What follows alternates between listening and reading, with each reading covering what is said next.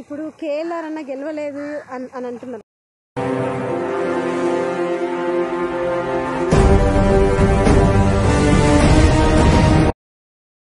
పదిహేను రోజుల్లో 76,000 ఓట్లు వచ్చినాయి.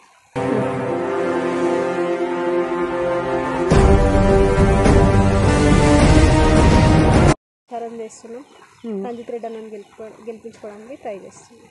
అంటే ఇప్పుడు కొంచెం మహేశ్వరం కాన్స్టిట్యున్సీలో నేను ఎంక్వైరీ చేసిన దాని ప్రకారం ఏంటంటే కేఎల్ఆర్ సార్ రెడ్డిస్ని కొంచెం ఎంకరేజ్ చేస్తున్నారు, చాలామందిని పట్టించుకోవట్లేరు.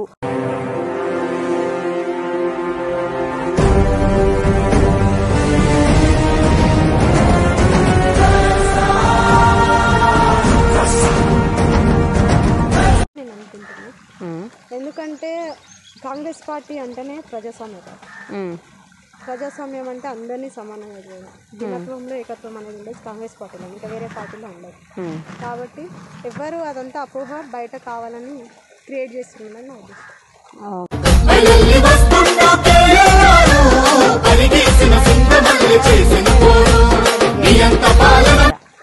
కొండ విశ్వేశ్వరరెడ్డి వెనకాల ఎవ్వరు కూడా సరిగా ప్రజలు క్యాంపెయిన్కి రాలేదు. వాళ్ళు మంచి వెదర్ కూల్ టైంలో పెట్టుకున్నా కానీ ఎవరు రాలేకపోయారు.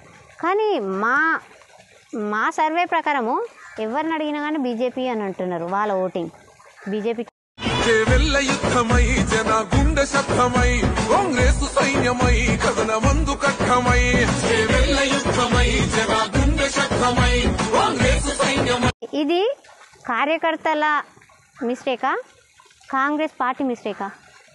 ఇది కార్యకర్తల మిస్టేక్ కాదు, కాంగ్రెస్ పార్టీ మిస్టేక్ కాదు, మీ సర్వే రాంగ్. ఎందుకంటే పట్టుకో కాంగ్రెస్ జెండా ఎత్తుకో నీ గుండెల నిండా,